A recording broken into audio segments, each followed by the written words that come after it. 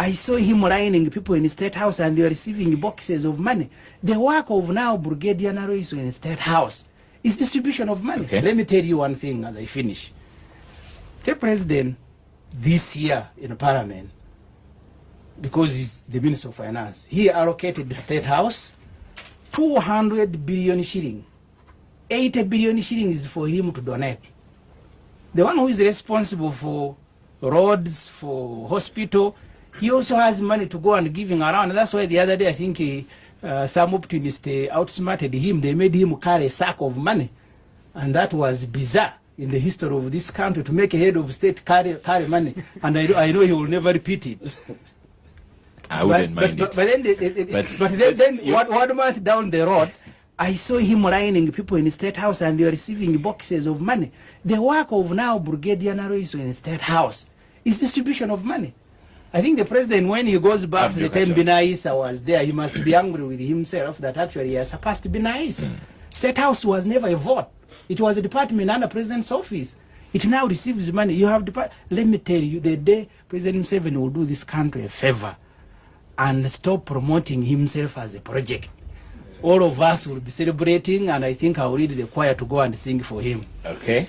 Ssemuju is right this time.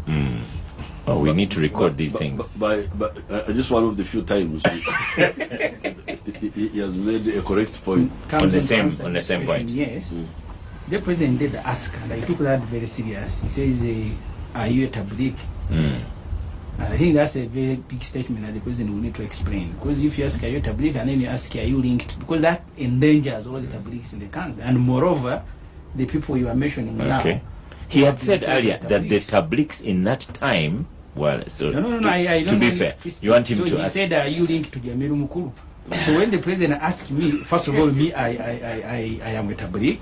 We have had our leaders killed, and the president is linking tablighs to terrorism.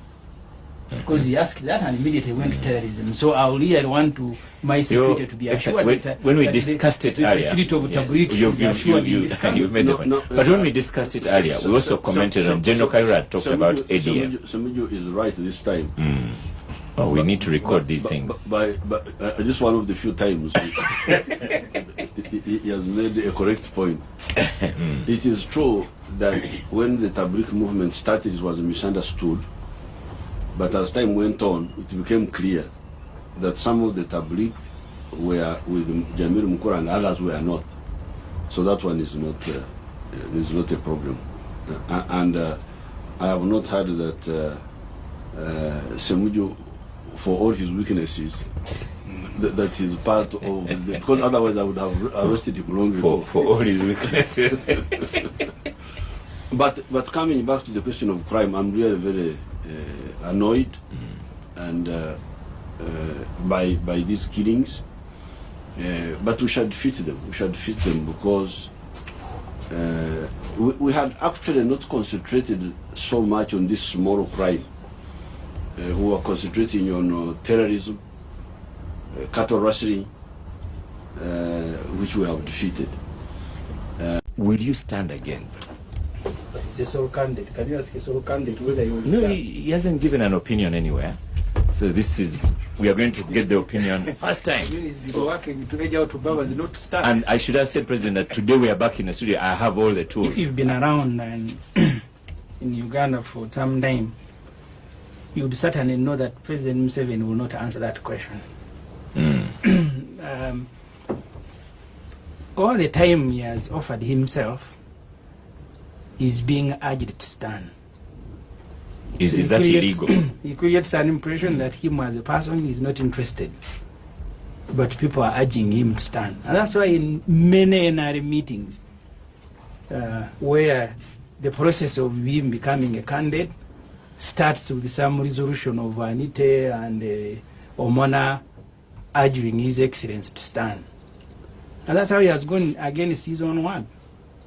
Because if you read his manifesto, I think the one of 2001, at least on more than 4 pages where he said, I am not coming back. And eventually he was urged. So you are right to say he's one of the cleverest men we have in this country. But the point is, and the president said it in his book, what are Africa's problems? If we don't sort out politics, governance, you will not stop discussing it. Because let me tell you, Oscar, the president, when he came here and captured power, 1986, Uganda was the project. Along with the way the president became the project, the amount of money now we spend on the presidency and keeping him in power is almost more than the amount of money we spend. You're talking about delivering services. You'll never deliver services once a leader becomes the project of a country. The president came here, he said, I'll go and buy furniture in Kawempe.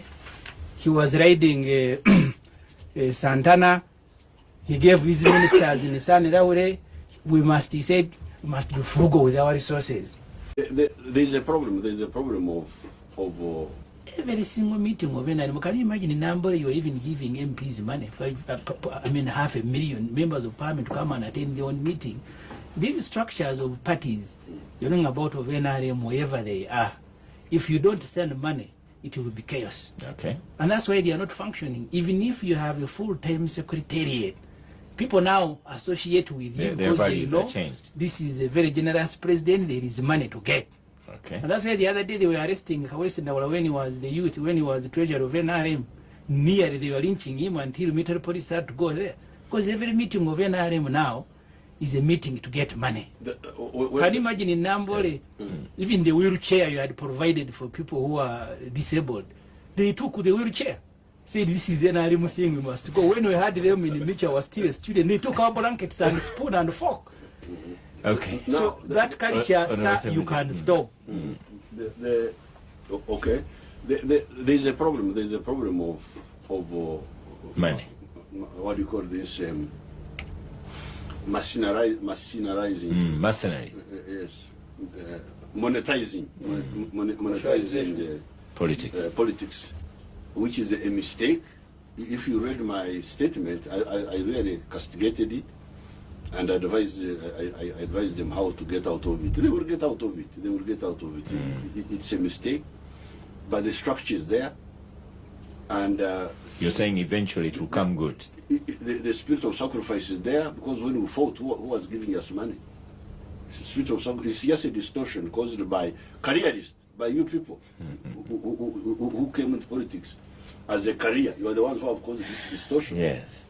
We need the president Chief to close Gangster, the tap. If you close Ssemuju, I've it, switched off your microphone. Ssemuju Ibrahim. when I was in South Sudan at the inauguration of that country, the president came with his jet, the chopper was there was a motorcade. When you combine the amount of money we spend on the president visiting, in fact, I sat with the ministers and MPs from UK and other countries that had been sent there by the speaker. When the president arrived, they were wondering whether he was the president of South Sudan. South Africa, which is the second biggest economy in Africa, their president came with 3 vehicles provided by South Sudan. The one of Uganda came with a jet, with a chopper, with a motorcade of about 50. And even all of these people you see now who are hovering around, it is not because they love the president more than Mushega. It is because they have discovered when you go and begin praising the president, there will be personal benefits. And that's what is killing Uganda. We will never discuss anything. In the parliament, we are discussing the president. On radio, everybody is discussing Mr. Museveni. And it is only him who can stop this discussion. Museveni goes with a big convoy. Well, Uganda happens to be in the midst of a turbulent area. I don't know whether Ssemuju Ibrahim has ever joined the Tabliks. Some people are trying to bring terrorism here.